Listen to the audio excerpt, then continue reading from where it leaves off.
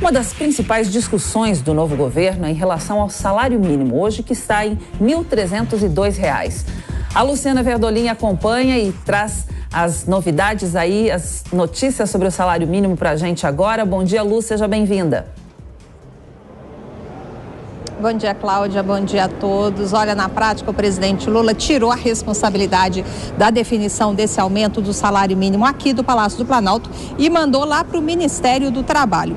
Hoje, o ministro Luiz Marinho tem encontro com as centrais sindicais. Ontem, o encontro foi aqui com o presidente Lula e, a partir daí, a expectativa é de que a mesa de negociações ela comece a surtir efeitos, dar resultados. Os sindicalistas, eles chegaram aqui a Brasília com uma proposta de salário mínimo de R$ 1.343. O governo tinha prometido 1.320, mas pelo menos por enquanto vai ficar em 1.302 até o resultado dessa mesa de negociações, o que garante aí um respiro que foi pedido inclusive pela equipe econômica, que avisou que não tinha dinheiro suficiente para garantir o reajuste do salário mínimo nesse momento. O ministro Luiz Marinho, ele até explica que existe uma possibilidade de em maio, logo no dia 1º de maio, que é dia do trabalhador, isso pode ser, ter algum anúncio positivo com relação a essa reivindicação das categorias. A gente tem a declaração do ministro do Trabalho. Estamos instituindo um grupo de trabalho que discutirá a valorização, a política de valorização do salário mínimo. Igualmente aconteceu lá em 2005, 2006, junto, visita o valor do presente ano. Esse trabalho que vai resultar se o salário mínimo de 1.302 vai ser para o ano todo ou se ele poderá ser revisado até maio. Ok? Então essa é a definição de hoje, portanto, hoje é 1.302, maio pode ser que haja alteração a partir desse trabalho que nós vamos construir 320.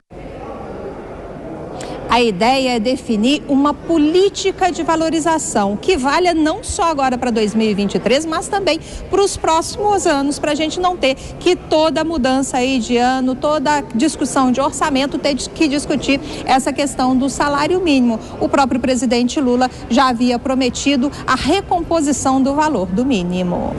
Lu, então até maio está garantido esse valor, né? De 1.302, a partir de maio já não se sabe quanto vai ser.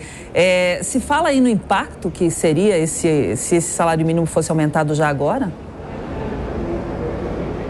Olha, o governo tem no Orçamento Geral da União algo em torno de 6 bilhões e 800 milhões de reais para o pagamento do reajuste do salário mínimo. Só que esse dinheiro não é suficiente. Por quê? Porque a justificativa da atual administração é que no final do ano passado houve a concessão de muitos benefícios previdenciários, principalmente aposentadorias. Então, esse impacto subiu para 7 bilhões e 700 milhões de reais.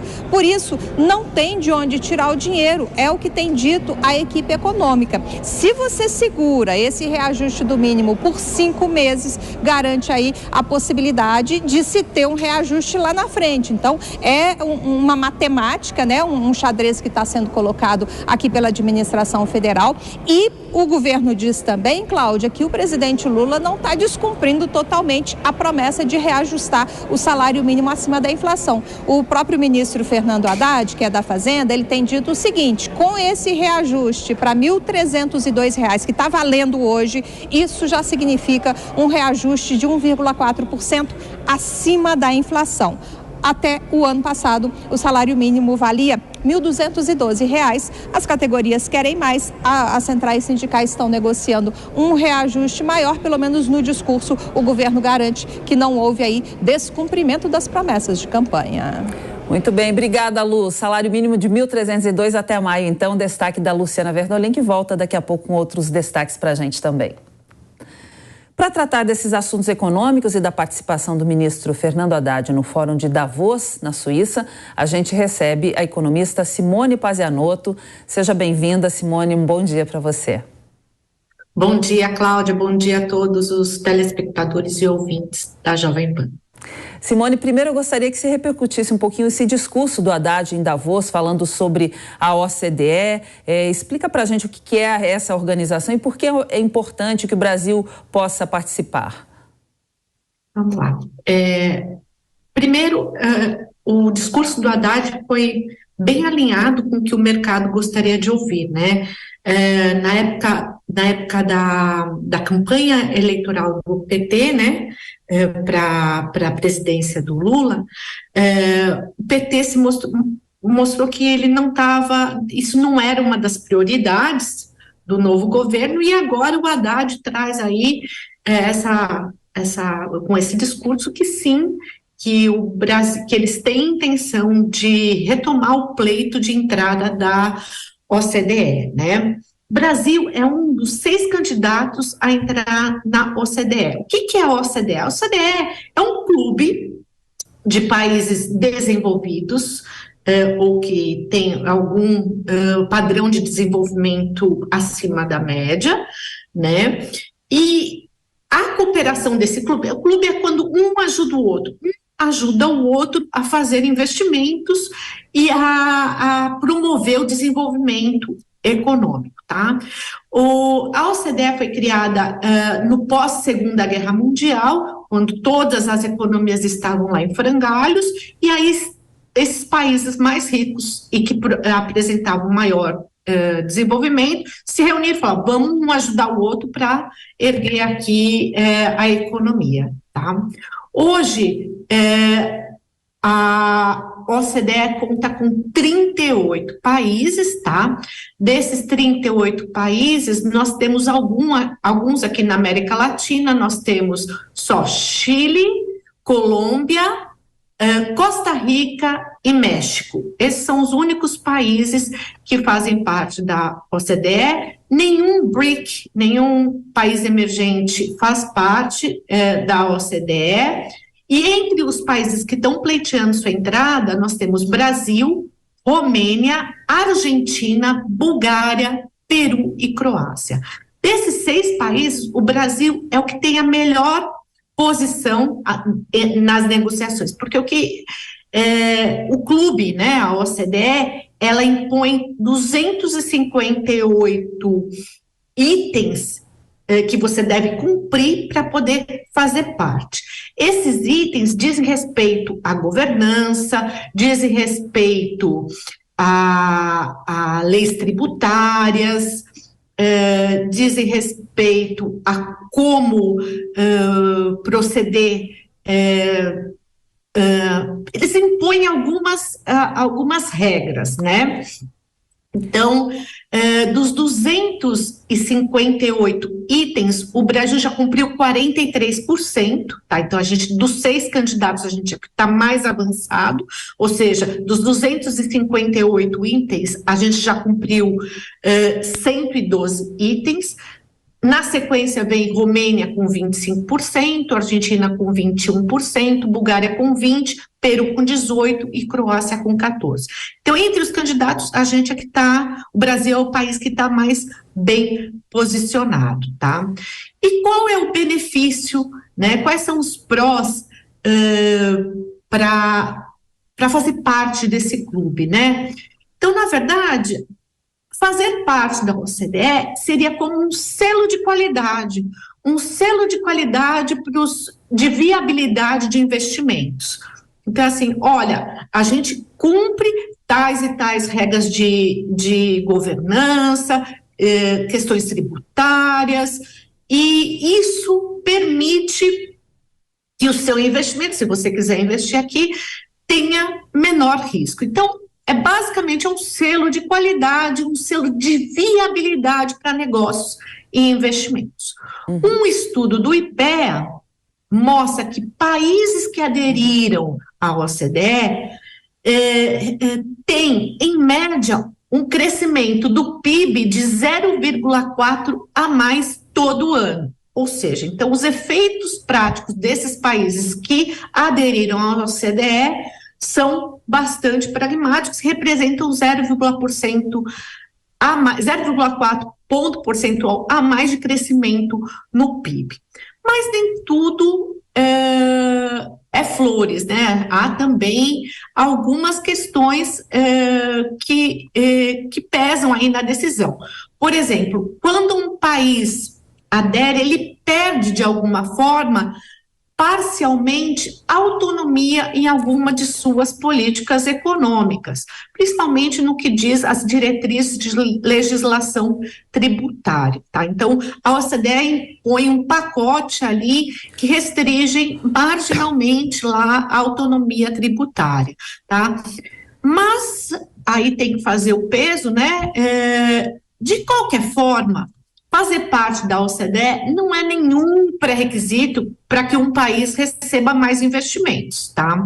A gente vê, por exemplo, que nenhum país dos BRICS, né, Brasil, Rússia, Índia, China e África do Sul, nenhum desses países faz parte da OCDE e nem por isso tem limitações de investimentos estrangeiros, tá? Entendi. Simone, agora vamos mudar um pouquinho de assunto, falar do salário mínimo. A gente teve a Luciana Verdolim lá de Brasília falando que o aumento prometido, né, que deveria acontecer, não vai só a partir de maio. Até maio fica esse valor de R$ 1.302. Eu gostaria de saber de você por que esse aumento não vai acontecer agora e qual seria o impacto desse aumento nas contas públicas. Então, vamos lá. A decisão de não validar agora o valor final do salário mínimo é porque o governo Lula, o ministro do Trabalho, ele decidiu ampliar as negociações, ou seja, ouvir mais as partes envolvidas, né? Não só os trabalhadores, os sindicatos, mas também outras partes. Isso é muito bom, tá? Porque abrir para o diálogo, conversar, para ponderar de forma mais lógica, né, essa decisão é muito importante. É importante que o salário mínimo tenha reajuste minimamente para repor a inflação. Seria importante que a gente conseguisse conceder ao trabalhador que recebe o mínimo um ganho real, mas claro que isso tem impacto nas contas públicas, principalmente porque as contas da Previdência são atreladas a esse padrão salário mínimo e é um grande pedra no nosso sapato aí, a Previdência que vem gerando déficits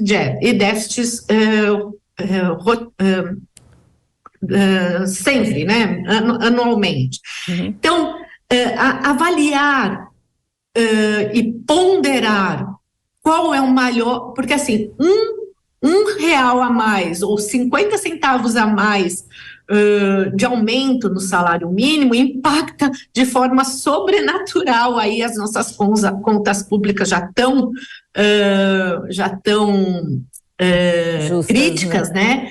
Então a gente espera realmente que essa discussão tenha um acerto mais para que ambas as partes saiam beneficiadas, tanto o governo na questão dos gastos públicos quanto os trabalhadores, tá? Então é por isso. O impacto, mais ou menos, para cada R$1 de aumento do salário mínimo, aumenta as despesas em mais ou menos 0,8%. Então, é significativo essa discussão, sim, e é importante que ela seja bastante ponderada. R$1 tem esse aumento, imagina R$18 como era o prometido. Simone, a gente já volta com a entrevista agora, a gente vai falar do imposto de renda. Uma reportagem que a gente tem agora, o presidente Luiz Inácio Lula da Silva reforçou a fala do ministro da Fazenda, Fernando Haddad, de que o governo quer aprovar no Congresso uma reforma tributária no primeiro semestre deste ano. Yasmin Costa tem mais detalhes. O presidente Luiz Inácio Lula da Silva voltou a defender a isenção da cobrança do imposto de renda para quem ganha até R$5 mil. A fala foi durante cerimônia de assinatura de um despacho que determina que os ministérios elaborem em até 90 dias uma proposta para instituir a política de valorização do salário mínimo. O ato contou com a presença de cerca de 500 sindicalistas. Apesar da promessa, o presidente não detalhou e nem definiu uma data para a mudança. Lula defendeu que vai mudar a lógica ao diminuir a tributação para os mais pobres e onerar os mais ricos. O pessoal fala assim para mim, Lula, se a gente fizer isenção até 5 mil reais, sabe, são 60% da arrecadação desse país é das pessoas que ganham até 6 mil reais. Olha, então vamos mudar a lógica. Vamos diminuir para o pobre e aumentar para o rico. É necessário muito convencimento no Congresso Nacional, é necessário. Você tem que saber que a gente não ganha isso se não houver mobilização do povo brasileiro para a gente mudar uma vez na vida a política tributária, para colocar o pobre no orçamento da União e colocar o rico no imposto de renda, para ver se a gente arrecada o suficiente para fazer política social nesse país. Mas dentro do governo o assunto não é unanimidade. A ministra do Planejamento, Simone Tebet, já declarou publicamente que não vê espaço para uma mudança na tabela do imposto de renda em 2023 sem afetar o orçamento. A última vez que houve a ampliação da faixa de isenção do imposto de renda foi em 2015, no governo da ex-presidente Dilma Rousseff. Hoje, só não paga o imposto quem ganha até R$ 1.900 por mês. Lula também mostrou otimismo com as declarações do ministro da Fazenda, Fernando Haddad, sobre as reformas. Em Davos, Haddad indicou que deve entregar a reforma tributária em 2 partes, ainda em 2023. Vamos começar a fazer uma reforma tributária. Eu ainda semana gostei do Haddad dar uma declaração de que nós vamos fazer a reforma tributária no primeiro semestre. Para isso é preciso muita discussão. E é preciso que vocês aprendam a fazer muita pressão. Muita pressão. Senão a gente não ganha isso. A ideia do governo é aprovar no primeiro semestre uma reforma focada na simplificação de impostos que incidem sobre o consumo e outra voltada à tributação sobre a renda na segunda metade do ano. Vamos voltar a falar com a Simone, então. Simone, a gente viu aí na reportagem Lula ontem no encontro com representantes de centrais sindicais falando sobre o imposto de renda. Ele disse que a ideia é que o rico deveria pagar mais imposto e que ele vai lutar pela isenção do imposto de renda para quem ganha até 5 mil reais. Qual seria o impacto dessa isenção? Porque tem gente que não concorda, né? É uma discordância aí entre alguns membros da equipe, né? Então, o impacto é bastante significativo, né? Eu não tenho aqui os números efetivamente, mas se eu não me recordo, impor uma isenção para quem ganha até 5 mil representa uma perda de receita em torno ali de 25%. Ou seja, o cobertor já é curto, tá? Para a gente cobrir as nossas despesas com o que a gente ganha. Reduzir a tributação em 25%, ser concedido essa isenção do imposto de renda para quem ganha até 5 mil reais agora, né, em 2023,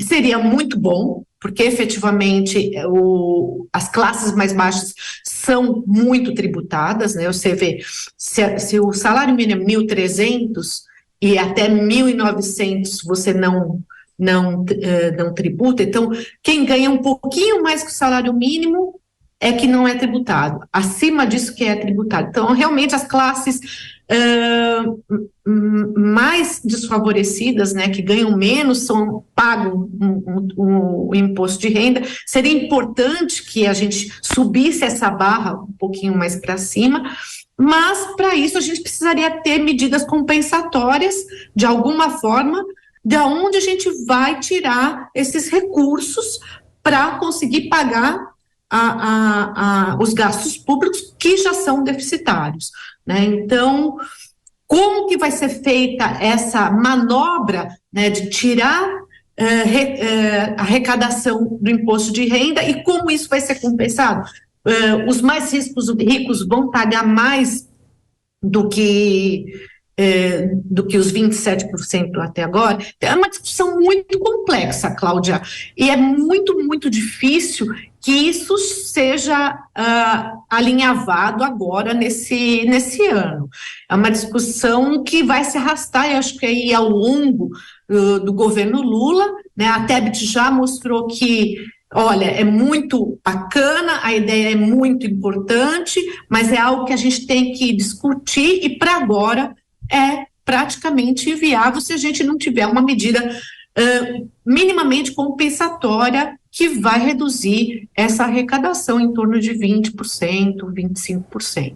É uma medida que já não agrada muito dentro ali do governo, né, de algumas pessoas, mas e quem tiver que pagar esse imposto aí, quem ganha acima de 5 e tiver que aumentar esse valor, vai reclamar, vai chiar muito nessa hora, né? Exatamente, principalmente que os muito, muito ricos não pagam imposto de renda que os seletistas, né, pagam. Então, assim, precisava se repensar a tributação da renda, não só sobre a carteira assinada, mas outras formas também de se tributar as grandes fortunas, né, que não vai agradar muita gente, o que vai ter muito obstáculo no Congresso para ser aprovado, passar no Congresso. Então, como eu disse, é uma discussão importante, relevante, a gente deve desonerar as classes que ganham menos, né, as classes sociais que ganham menos, né, porque realmente, proporcionalmente, eles pagam muito imposto sobre renda comparativamente às outras classes, mas é uma discussão que aí precisa ser bastante cozinhada lá na cozinha do planejamento, da Fazenda, junto com o Congresso. Simone, te convido para acompanhar agora uma reportagem sobre a Petrobras, que está cada vez mais perto aí de anunciar o senador Jean Paul Prates na presidência. Paula Lobão conta quais são os próximos passos para o senador assumir o cargo. A Petrobras já está analisando a documentação de Jean Paul Prates. A expectativa é que a primeira fase dessa análise seja concluída nos próximos dias. O processo está seguindo dentro do esperado. O executivo ainda não tem data prevista para assumir o cargo. Prates precisa ser eleito membro do Conselho de Administração antes de assumir a presidência. Mas isso só vai acontecer depois de todas as análises de documentação para verificar se ele atende às exigências legais e também à política de nomeações da Petrobras e da lei das estatais. Dentro do governo, a avaliação é que os atuais conselheiros podem eleger Prates para o conselho, o que seria a forma mais rápida dele chegar à presidência, porque a vaga está em aberto depois que o antigo presidente, Caio Paz de Andrade, renunciou. Nesse caso, o processo permite que o próprio conselho eleja o indicado temporariamente, até que a assembleia seja realizada. Prates precisa de 6 votos do Conselho de Administração para ser eleito integrante do Conselho e presidente interino da estatal. De Brasília, Paula Lobão. Simone, a Petrobras está aí cada vez mais perto, como a gente viu, de anunciar o nome, deve ser em breve esse nome de Jean Paul Prates. Eu gostaria de saber como é que esse nome é visto dentro da área econômica e dentro do governo também. Vamos lá, integrantes do governo e da estatal acreditam que não há nenhum impedimento ao nome do Prates, né, pelas regras da lei das estatais. Ele já decidiu, né, que os diretores serão funcionários de carreira da petroleira e nessa entoada o mercado não vê com ressalvas o nome de Prates, tá? O mercado até que vê com bons olhos, tá? Não tem nada que não seja positivo para o nome de Prates, e a estatal precisa urgentemente que a gente tenha aí um nome para tomar as decisões, né? Então já está mais do que urgente que esse nome saia e que seja aí indicado como presidente interino no lugar do João Henrique Rittershausen, tá? Então, acho que é positivo e deve sair já nos próximos, a final da realização da AGE. Muito bem, já voltamos, Simone, vamos ao vivo agora para Brasília para conversar com o repórter Bruno Pinheiro, porque o Ministério da Cultura anuncia a liberação de R$1 bilhão bloqueados na Lei Rouanet. Bruno Pinheiro com a gente, bem-vindo, um bom dia para você, Bruno, bom trabalho por aí. Esse valor aí já tinha sido captado durante o governo Bolsonaro, esse valor da Lei Rouanet, né, Bruno? Já sim, estava suspenso, viu, Cláudia? Você é um ótimo dia que nos acompanha, sempre uma alegria, uma satisfação aqui no Jornal da Manhã, segunda edição. Esse valor de R$1 bilhão que acaba sendo liberado em 20 dias do governo Lula. E essa é uma discussão muito ampla durante os 4 anos do governo de Jair Bolsonaro, porque o valor ficou suspenso. Chegou a ser repassado algumas contas, mas os artistas não conseguiam realizar nenhum tipo de movimentação com esse valor de R$1 bilhão. E agora acaba sendo liberado. Nas redes sociais, a ministra da Cultura chegou a compartilhar e comemorar que ela conseguiu liberar esse valor, 1.800 projetos que estavam aguardando a liberação desse valor. São artistas que realizam diversos eventos e aí o que justamente divide opiniões sobre esse assunto. Jair Bolsonaro, ex-presidente da República, disse que não iria financiar eventos assim como esses, eventos de artistas de renome. Acabam usando esse valor sem necessidade. Então, a partir de agora, esse valor está liberado, os artistas vão conseguir acessar esses valores e a expectativa de que novos valores sejam liberados nos próximos dias. A gente vai continuar acompanhando então. A ministra da Cultura segue comemorando que em 20 dias o governo já conseguiu liberar R$1 bilhão. A gente vai ficar de olho nesses eventos que serão realizados com esse valor, com esse investimento que vem diretamente da Lei Rouanet, que é do governo federal, e se novos valores ainda serão liberados. Cláudia. Obrigada aí, Bruno, pelas suas informações. Bruno tem outros destaques e volta daqui a pouquinho com a gente. O grupo de empresários assina um manifesto em apoio a Josué Gomes, que foi destituído da presidência da Fiesp na última segunda-feira. A gente já vai falar sobre esse assunto, é um destaque daqui a pouquinho. Vamos voltar a falar então com a Simone. Simone, a gente viu aí o Bruno Pinheiro falando que agora esse valor, né, da Lei Rouanet, que ficou preso lá, muita gente, houve muita reclamação na última gestão, muita gente perdeu os empregos, muitas empresas fecharam, né, dessa área da cultura. Foi uma reclamação geral. Com essa liberação agora, o que se espera? Pode dar uma motivação agora e voltar a ser um setor, porque emprega bastante gente também, né? Setor que vai movimentar novamente a cultura brasileira. Então, Cláudia, a cultura, além dos aspectos sociais, né, educacionais, né, a cultura é uma importante indústria da economia brasileira. Ela gera muitos empregos, ela proporciona valor adicionado à economia, tá? E só para se ter uma ideia, esse R$1 bilhão de recursos já estavam aprovados para cerca de 1.900 projetos. Cada projeto contrata mais do que mais do que um profissional. Então, são mais de mil trabalhadores aí associados a esses 1.900 projetos, né? Mais de 1.900 trabalhadores, né? Pelo menos associados a esses projetos, que vão ter renda, trabalho, e cada recurso gerado tem um valor adicional e um efeito multiplicador na economia que é muito importante. E só para lembrar, até dia 18, até ontem, a ministra da Cultura já tinha liberado outros 62 milhões para 350 projetos. E ontem foi mais um bilhão. Então, R$1 bilhão e 62 milhões de reais para mais de 2.200 projetos que já estavam aprovados, Cláudia. É muito positivo para a economia de uma forma geral.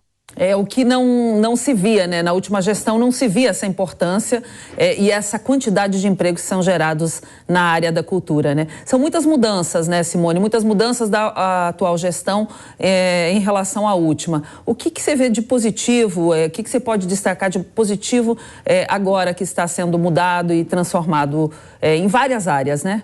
Uma da cultura que a gente acabou de falar. A cultura é essencial, né? E além de trazer integração social, educação para a sociedade, tem essa questão da indústria do lazer, promover lazer, né, para a sociedade, mas a indústria, que faz parte da indústria de serviços, né, ela tem um efeito multiplicador muito significativo e é importante fomentador de postos de trabalho e de renda para as famílias, né? Então, a gente deve encarar a cultura no âmbito econômico como uma grande fonte de renda para o país, né? Uma grande fonte de postos de trabalho para o país e que assim sigam, né? Lembrando que esses projetos desse volume que estava bloqueado já estão aprovados, já foram avaliados, já estão dentro dos padrões exigidos para a liberação desses recursos, né? E qualquer país tem minimamente um orçamento para promover a cultura, Cláudia. Então, vamos voltar aí, colocar esse trem aí no trilho e fazer a economia rodar pela indústria da cultura e do lazer. Então, o dinheiro já está liberado, muita gente está só esperando para poder dar seguimento nas suas obras, nos seus projetos. Obrigada, Simone. Simone Pazianotto, economista, pela sua entrevista aqui nesta manhã de quinta-feira. Seja sempre bem-vinda. Um bom dia para você. Bom dia, obrigada.